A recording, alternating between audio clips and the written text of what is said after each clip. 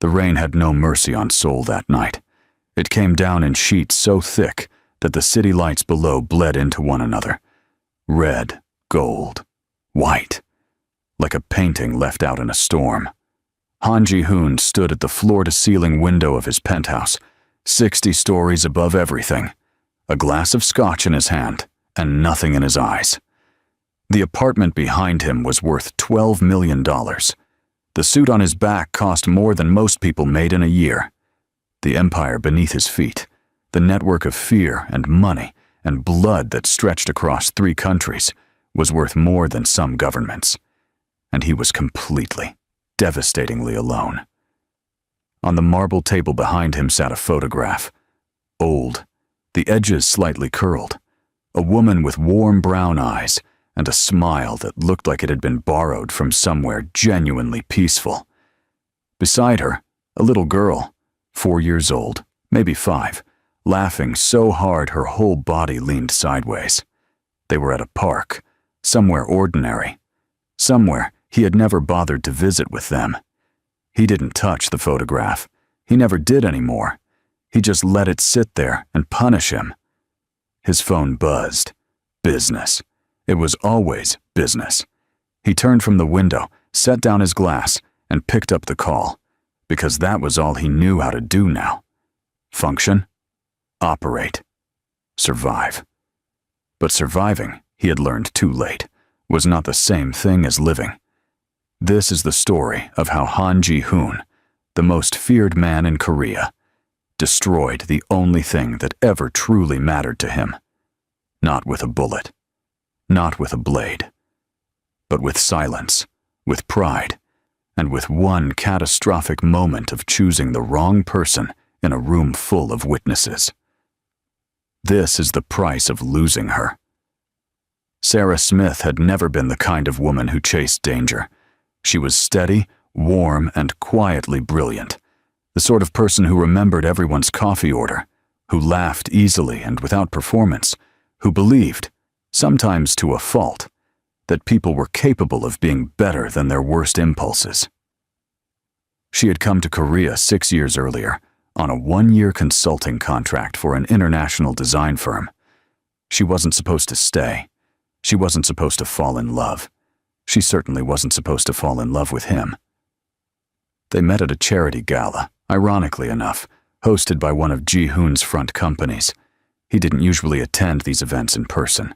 He sent representatives, made donations, maintained the illusion of legitimacy. But something had pulled him there that night, and he would later say, in one of his rare moments of honest reflection, that he was grateful it did. He saw her across the room, laughing at something an elderly man had said, touching the man's arm with a kind of genuine warmth that Ji-hoon found almost strange. Everyone in that room was performing. Politicians performing generosity. Celebrities performing humility. Business executives performing conscience. And then there was this woman who was simply completely present, as if the evening was exactly where she wanted to be. He introduced himself. She didn't flinch at his name. Either she didn't know who he was, or she didn't care. And both possibilities fascinated him equally. Han Ji-hoon, he said. Sarah Smith, she replied, shaking his hand without ceremony. Your flower arrangements are beautiful, by the way. Whoever designed this event has a real eye. He had looked around at the elaborate floral installations as if seeing them for the first time. I'll pass that along, he said. She smiled. You should. People don't hear enough good things about their work. That was it. That was the moment. Not her beauty, though she was beautiful. Not charm or strategy or calculation. Just that small, offhand sentence, delivered with complete sincerity.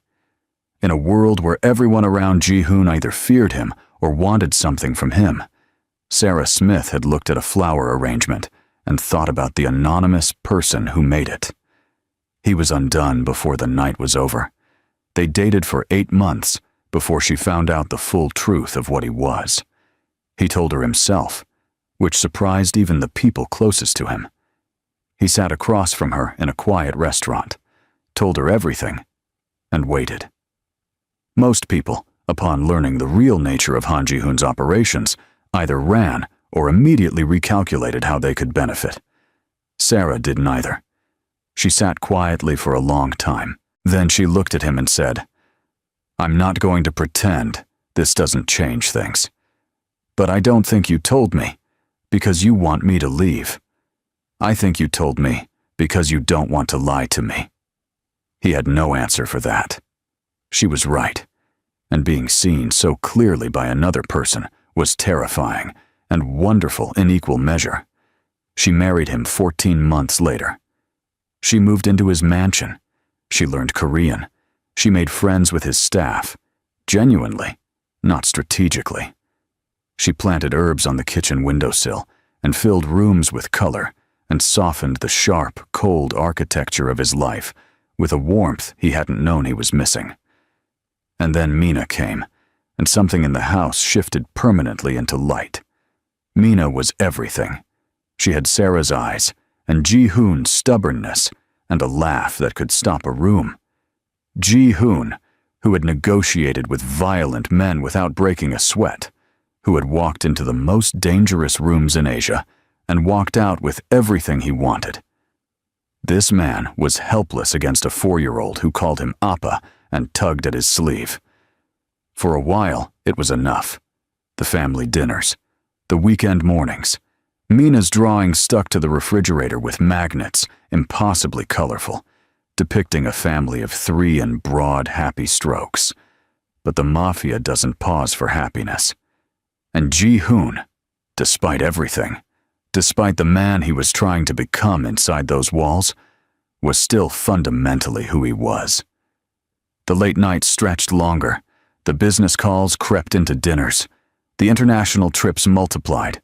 Weeks passed where Sarah and Mina were almost decorative, present in the house the way expensive furniture is present, acknowledged, but not truly engaged with.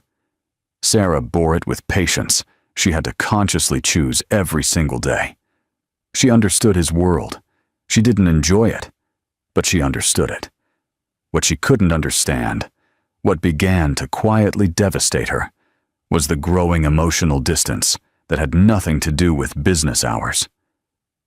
He stopped asking about her day. He stopped noticing when she was tired. He sat at the dinner table, and his eyes were always somewhere else, on his phone, on the window, on something in his head that had no room for her. One evening, when Mina had gone to bed and the house was quiet, Sarah sat across from him and said, gently but directly, "Mina is growing up without you." Ji-hoon looked up from his phone with the expression of a man being interrupted rather than spoken to. "Everything I'm doing is for this family," he said. "Everything. The business, the hours, all of it. It protects us. It provides for us." "She doesn't want provision," Sarah said. "She's 5. She wants her father." "Sarah, I'm not attacking you. I'm asking you to be here. Just be here." He said he would try, and he meant it, in the abstract way that busy people mean it when they haven't yet understood that time moves without waiting for intention. Then Yoon Seo-rin came back to Seoul, and whatever fragile progress they were making collapsed so fast it was almost violent. Seo-rin had been Ji-hoon's world before Sarah. They had been together for nearly 3 years, a tumultuous, combustible relationship built on attraction and mutual ambition, and the particular chemistry of 2 dangerously similar people.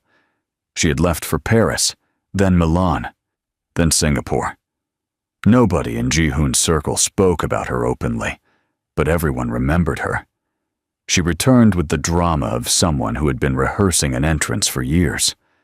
Elegant in the way that requires constant effort and looks effortless. Composed in the way that masks calculation. She went directly to Ji-hoon, not through intermediaries, not through formal channels, and told him she was in trouble. That rival factions were targeting her because of her old association with him, that she had nowhere else to turn. Ji-hoon, to his credit, hesitated. He thought of Sarah. He thought of the conversation about presents and family. Then Seo-rin looked at him with eyes that knew exactly which parts of him to aim at, and he agreed to extend his protection. He told Sarah over breakfast, casually, as if announcing a minor schedule adjustment. An old associate is back in Seoul. She's dealing with some threats. I'm providing security for her temporarily. Sarah's coffee cup paused midway to her mouth. She? The word was entirely neutral. Her tone was entirely neutral, but nothing was neutral. It's business, Ji-hoon said, not looking up from his phone. Of course, Sarah said. She set her cup down carefully and said nothing else. But from that morning, everything changed. Seo-rin began appearing everywhere. At the office, at events Ji-hoon attended, twice at the mansion itself, under the pretense of security briefings. She was always immaculate, always gracious in that precise way that communicates exclusion to the person being graced. She would greet Sarah with a warm smile and eyes like winter, and Sarah would return the smile and stand very still inside, the way a person stands still when they feel the ground shifting beneath them. The staff noticed. Staff always notice. Whispers started in the kitchen and spread outward. Not malicious whispers, mostly, but curious ones, which in some ways were worse. Reporters picked up on Seo-rin's return and speculated openly about its implications. Articles appeared online with headlines that Sarah didn't want to read, but couldn't avoid. Ji-hoon dismissed them as tabloid noise. He stopped coming home for dinner. He came home after midnight, smelling of cigarettes and bourbon and conversation she hadn't been part of. He slept at the edge of the bed with his back to her. He answered her questions in full sentences, but never with full attention. One afternoon, Sarah walked past Mina's playroom and stopped in the doorway. Mina was sitting on the floor with her crayons, drawing something. Sarah watched her quietly before stepping inside. "What are you making?" she asked, sitting beside her daughter. "Our family," Mina said simply, holding up the paper. There were 3 figures, tall, medium, small. Sarah, Ji-hoon, Mina. But in the drawing, the tall figure and the medium figure were standing apart, space between them that Mina had colored gray. Sarah stared at the drawing for a moment, then looked at her daughter's face. So focused, so earnest, so unaware of the emotional precision of what she'd just created. "Mina," Sarah said carefully, "are you happy?" Mina considered this with the gravity that 5-year-olds reserve for serious questions. "I'm happy with you, Mommy." A pause. "Why does Daddy smile more when that lady is around?" The question landed like a stone into still water. Sarah felt the ripple move through her entire body. She kept her face completely calm, the particular calm that mothers perform to protect their children from truths they shouldn't carry yet. "Daddy smiles plenty," she said. "Come on, let's make something for dinner." She held it together until Mina was distracted with the refrigerator, and then she turned to the window above the sink and stood very still, breathing, her hands gripping the counter edge, the tears she refused to release pressing behind her eyes like something trapped. She held it together. She always held it together. But the night of the gala, the night that changed everything, she ran out of places to put it. The annual charity event was one of the most high-profile gatherings in Seoul's social calendar. Politicians, industry leaders, celebrities, and a very select tier of people whose power was best not examined too closely. Ji-hoon was a central figure. His attendance was expected. His wife's attendance was expected alongside him. Sarah spent 2 hours getting ready. She chose a deep burgundy gown, structured, elegant, unshowy.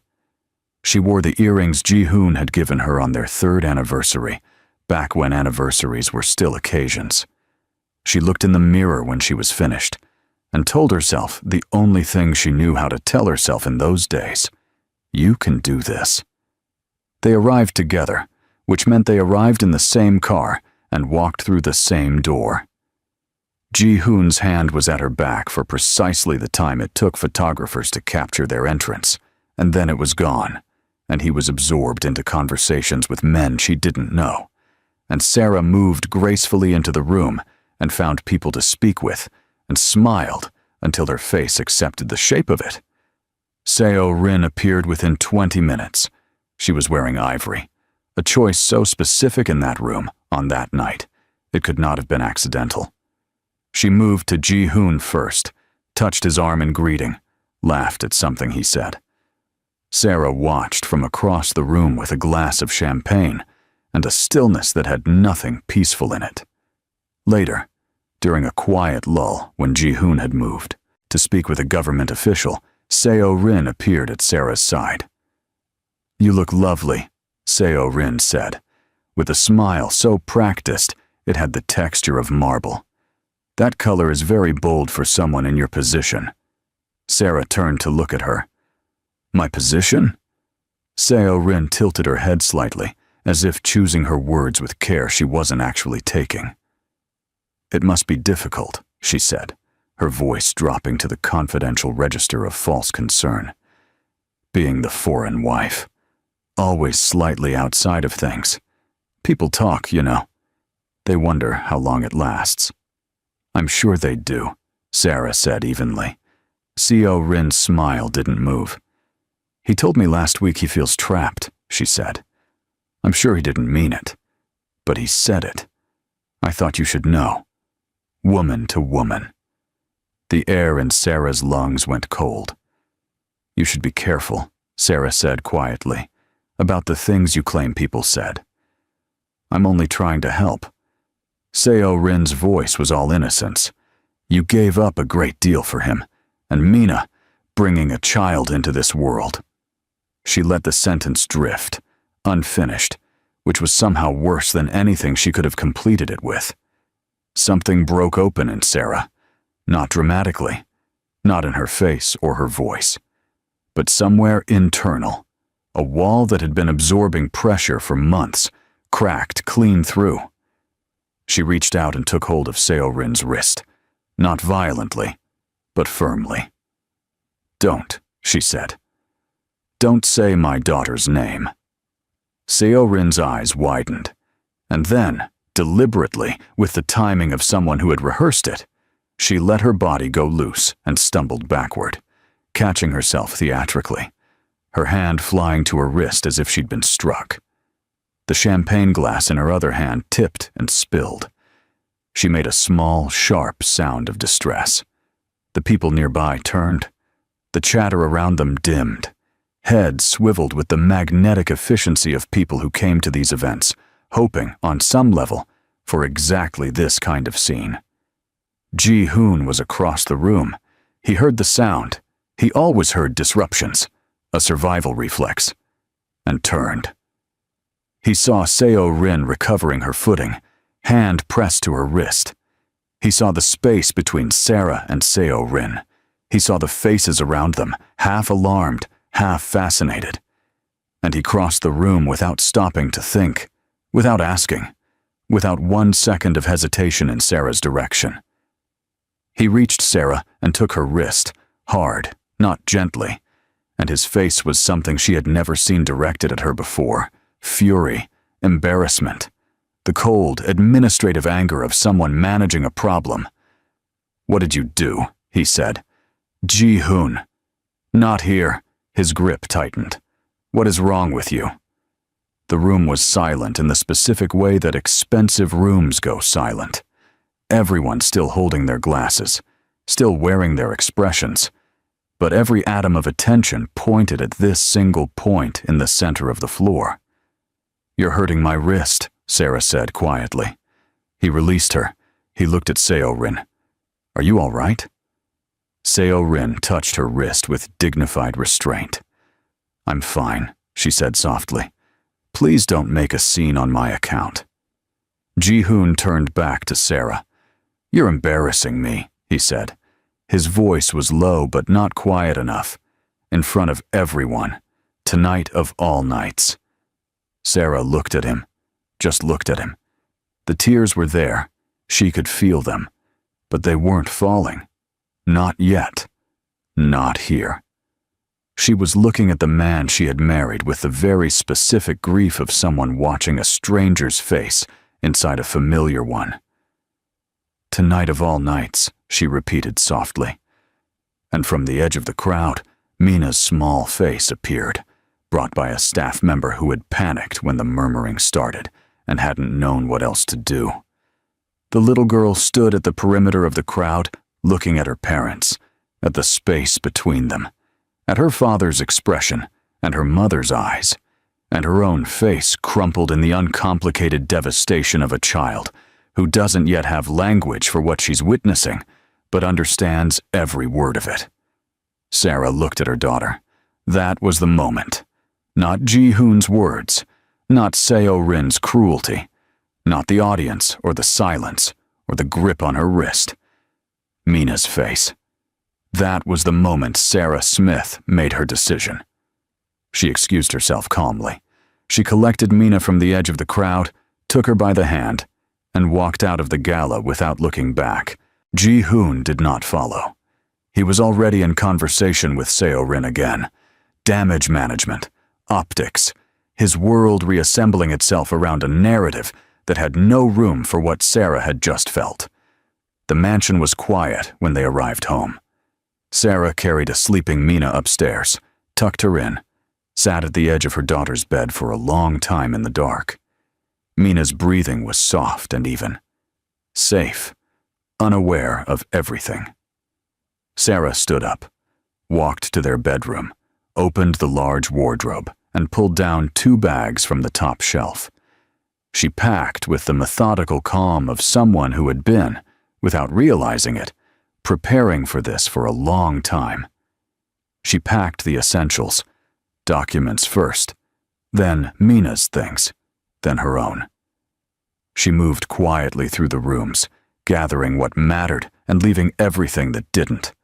Her jewelry stayed. The gowns stayed. The expensive things Ji-hoon had given her that were beautiful and felt right now like the decorations on a life that hadn't been fully hers. She removed her wedding ring.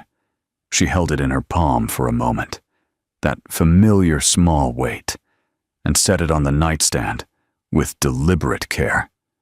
Then she went to the wall where the family portrait hung, professional photographer, taken when Mina was 2, all 3 of them dressed in white against a neutral background. Ji-hoon had his arm around her. He was smiling. She looked at it for a long time. Then she picked up Mina, still sleeping, held her close, and walked out of the house. Ji-hoon did not come home until dawn. He moved through the silent mansion without alerting to the absence at first. Silence was normal. Pre-dawn hours were normal. He poured water in the kitchen, loosened his tie, checked his phone. It was only when he moved toward the bedroom and noticed the nightstand that something registered. The ring. He crossed to it in 2 steps, picked it up, stood very still, called Sarah's phone. It rang 6 times and went to voicemail, her voice warm and recorded and already inaccessible. He went to Mina's room, empty, perfectly made bed. A single crayon on the floor, yellow, that Mina must have dropped, and that nobody had picked up because nobody had been there to pick it up. He stood in his daughter's room in his $5,000 suit at 5 in the morning, holding a yellow crayon, and for the first time in longer than he could remember, Han Ji-hoon did not know what to do. He searched. Of course he searched. He had resources most governments didn't. But Sarah had been more prepared than he'd understood. There were financial accounts he'd never known about, quietly assembled over years, not from dishonesty, he would later realize, but from the quiet self-preservation of a woman who had married a dangerous man and understood, somewhere deep and unacknowledged, that she needed an exit that was entirely her own. The trail went cold at the airport. International departure. 2 passengers. Destination unknown. She was gone. He told himself it was temporary, that she needed space, that she'd call when she was ready. He said this with decreasing conviction across 3 weeks, then 5, then 2 months, while the mansion contracted around him like a space becoming aware of itself as empty. It was a loyal employee, a man who had worked for Ji-hoon for over a decade, and who was, in his private conscience, someone who still believed in something like justice, who finally brought him what he needed to know. The man came to him quietly in the early morning and laid out what he had found. Seo-rin had paid 3 journalists. The articles speculating about Ji-hoon's marriage hadn't been gossip. They had been ordered. She had coordinated the late-night calls to Ji-hoon's direct line during hours she knew would cause maximum damage to Sarah's peace of mind. The lipstick on his collar after 2 particular evenings. Planted. Physically planted. While Ji-hoon's jacket had been left in a conference room. The gala fall had been the culmination of months of patient, precise construction. The security footage from the event had been edited, not erased, but trimmed. The 2 minutes before Sarah reached for Seo-rin's wrist removed, leaving only the moment of contact, stripped of all the context that would have explained everything. Ji-hoon listened to all of it without moving. Then he said, very quietly, "Leave me." The employee left, and Han Ji-hoon, who had faced down rivals, with weapons, who had negotiated in rooms where the wrong word meant death, who had built an empire on the bedrock of absolute control, sat down in his office chair and put his head in his hands. Sarah had never grabbed Seo-rin. She had held her wrist for 3 seconds in defense of her daughter's name, in response to months of deliberate torture, and Ji-hoon had stood in a silent room full of witnesses and called it an embarrassment. He had gripped her wrist and not listened. He had turned to Seo-rin with concern, while his wife stood beside him with shattered eyes. He stood up.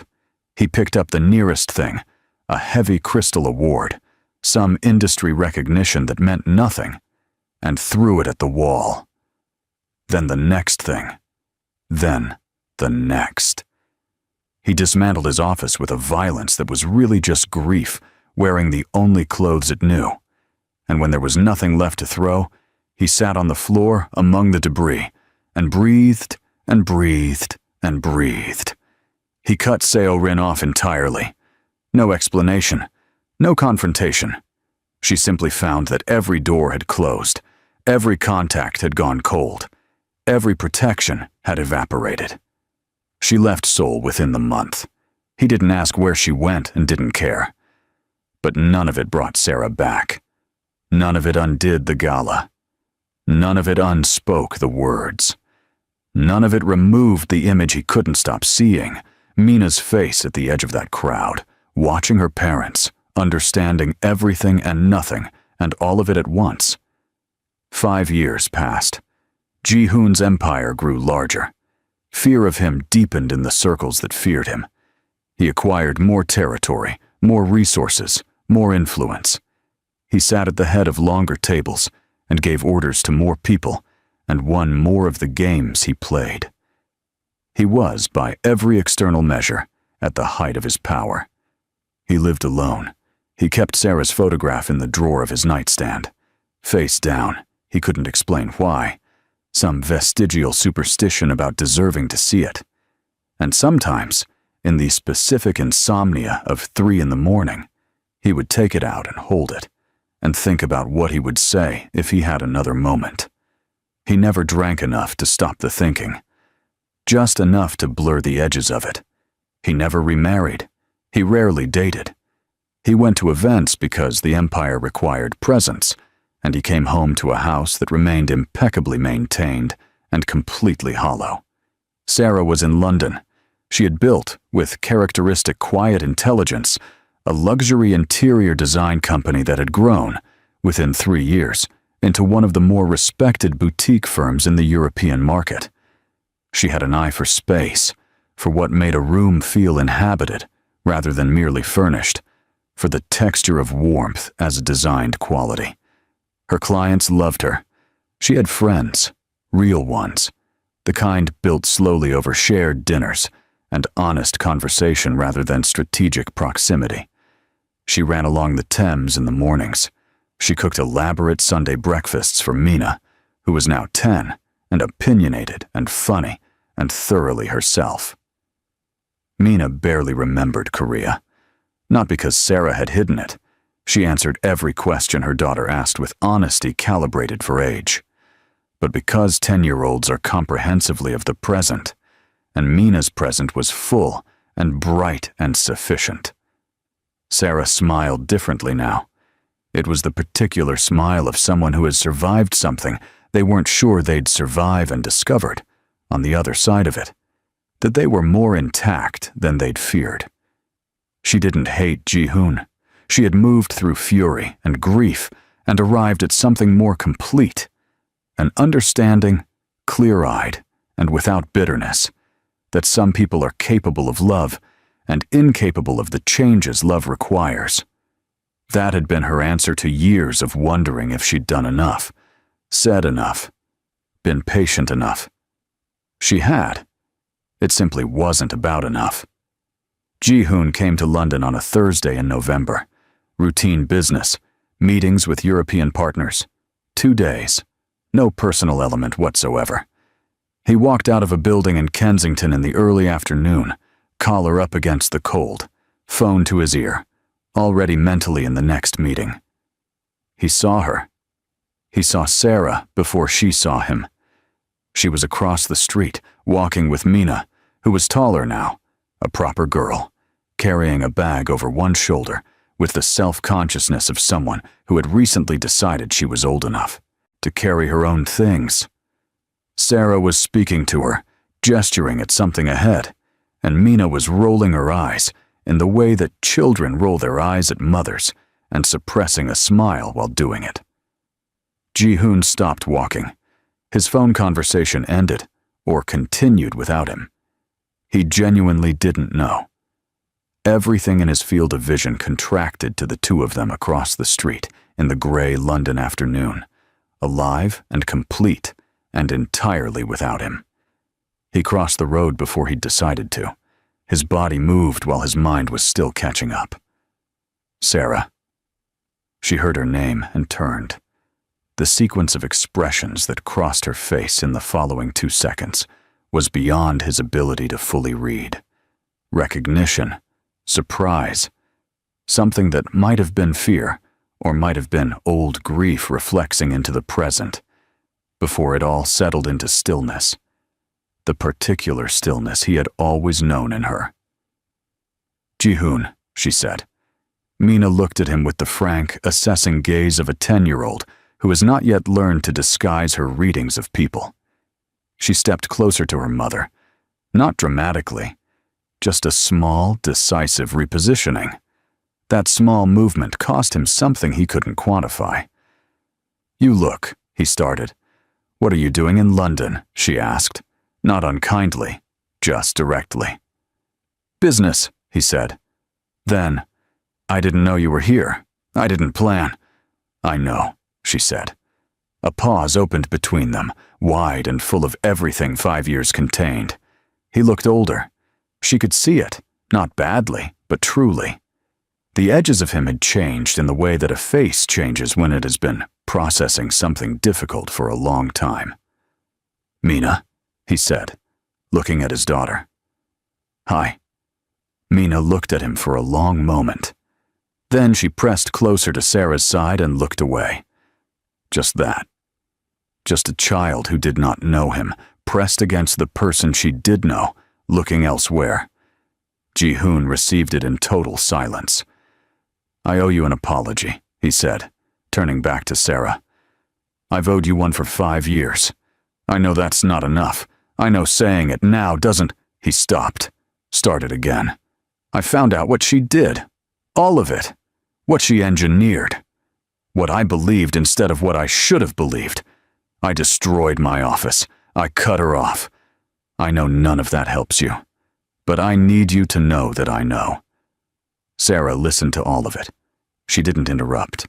When he finished, she was quiet for a moment, not in deliberation, but in the measured care of someone who knows that what they say next will be the last significant thing they say to someone. "You didn't lose us that night at the gala," she said. "I want you to understand that. One night didn't do this." He waited. "You lost us slowly," she said. "Every time you chose your phone over dinner, every time you made me feel like a problem you were managing instead of a person you were loving. Every time Mina asked where you were, and I had to build her an answer from almost nothing." She paused. "Seo Rin didn't break our marriage, Ji-hoon. She just walked through a door that was already open." The truth of it moved through him like something physical. "Tell me what to do," he said, and the words came out stripped of every layer of the man he performed for the rest of the world. No command, no composure, just the raw underbelly of someone who has run out of strategy. "Tell me what I can do. I'll do anything."